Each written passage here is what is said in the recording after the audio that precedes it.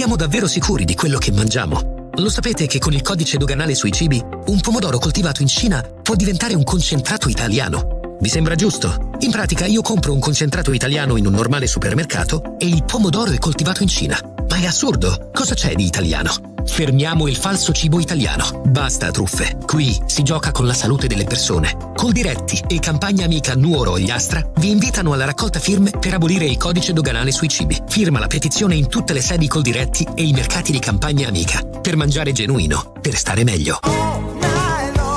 Elegante dallo stile moderno. Dalle 6 del mattino la tua colazione è dolce o salata e anche senza glutine. Caffè Noir, in centro a Tortolì. Momento aperitivo. I fantastici cocktail sono accompagnati da originali stuzzicherie create apposta per te. E la sera il freddo d'inverno non è più un problema. L'elegante Deor riscaldato farà la tua serata intrigante con le migliori selezioni di gin, rum, vodka, tequila e whisky provenienti da tutto il mondo. Caffè Noir Cocktail Bar, il tuo momento. Via Monsignor Virgilio 10 a Tortolì.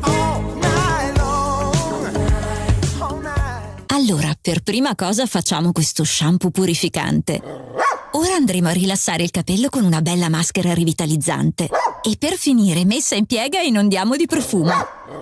Ma certo, abbiamo pensato anche a te. Amy Beauty Air presenta la nuova linea dedicata ai tuoi amici a quattro zampe. Shampoo e balsamo per un effetto davvero wow. Acquistali da Amy Beauty Air, via Macomer 1 dietro Banca Intesa a Tortolì. 0782 62 36 84.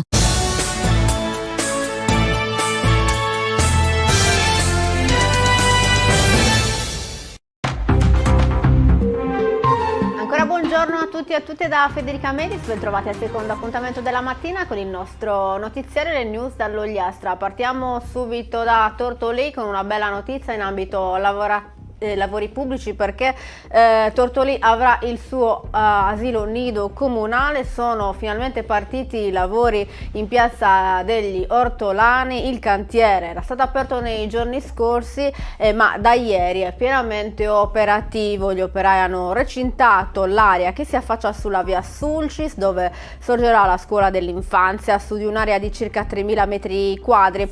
La nuova struttura moderna e all'avanguardia potrà ospitare sino 70 bambini.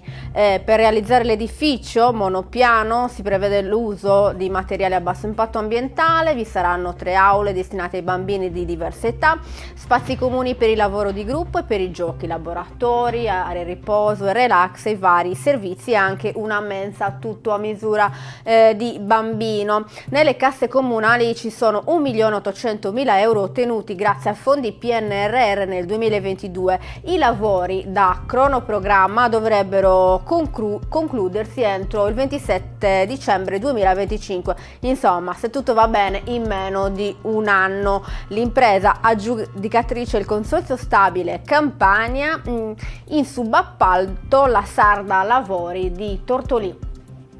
Andiamo avanti, ora passiamo a Barisardo e rimaniamo in ambito lavori pubblici, perché sono partiti i lavori di restyling delle strade comunali dal centro alla Marina. Il comune sta rimettendo a posto i tappeti stradali usurati.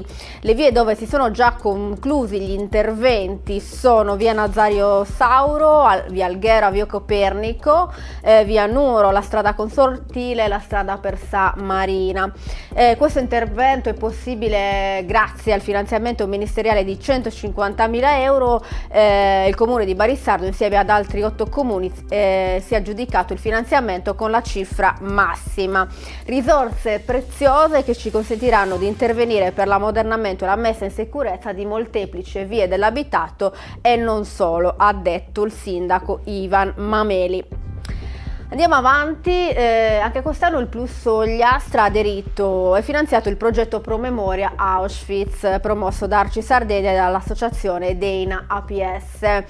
Saranno 40 giovani residenti in Ogliastra a partecipare al viaggio della memoria nei luoghi dello sterminio nazista dal 29 gennaio al 5 febbraio. I partecipanti visiteranno il museo fabbrica di Oskar Schindler e l'ex ghetto ebraico, per poi passare un'intera giornata nei campi di concentramento e sterminio di Auschwitz-Birkenau. Proprio quest'anno, il 27 gennaio, è ricorso l'80° anniversario dalla liberazione. Nei giorni scorsi la sala adulanze del comune di Tortolì ha ospitato un gruppo di giovani partecipanti, i tutor e il presidente dell'Arci Aldo Dessi insieme agli amministratori comunali. Questa è un'opportunità unica per i giovani del territorio di confrontarsi con un capitolo oscuro della nostra storia, ha dichiarato il sindaco Marcello Ladu. Attraverso questo viaggio vogliamo stimolare in loro una coscienza critica e un profondo senso di responsabilità. L'assessore alle politiche sociali Irene Murru ha detto: siamo soddisfatti di aver riproposto anche quest'anno il progetto, un investimento cruciale per il futuro dei nostri ragazzi che offre loro una importante occasione di crescita. Restiamo anzi a Tortolì con la cronaca. 2 auto in fiamme, i vigili del fuoco sono intervenute nella notte tra sabato e domenica in via Piemonte, l'allarme è scattato quando ancora non era l'una della notte, sono rimaste coinvolte nel rogo 2 auto, una Fiat Panda e una Kia Soul parcheggiate nella pubblica via, entrambe sono state divorate dalle fiamme. Sul posto sono intervenuti anche i carabinieri della compagnia di Lanusei, le indagini in corso per capire la natura dell'incendio, non si esclude la matrice dolosa e i militari stanno inoltre verificando le immagini di videosorveglianza.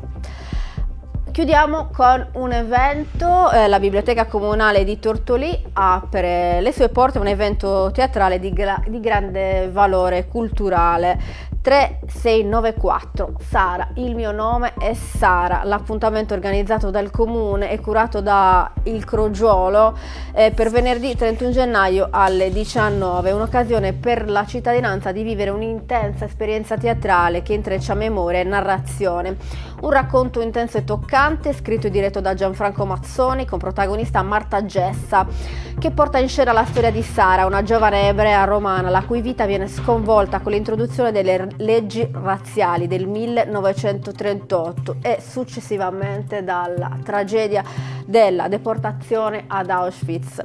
Il monologo, nato da un'attenta ricerca e documentazione attraverso i racconti dei sopravvissuti all'Olocausto, intreccia realtà storica e narrazione creativa, facendo emergere la testimonianza di un'esistenza interrotta, ma anche di speranza. L'ingresso è libero, venerdì 31 gennaio alle 19 nella Biblioteca Emilio e Joyce Lussu a Tortolì. Per oggi è tutto con il nostro notiziario, vi auguro buon proseguimento qui su Radio Stella, noi torniamo come sempre domani mattina con la nostra rassegna stampa. Grazie per averci seguito, grazie alla regia di Roberta Loi.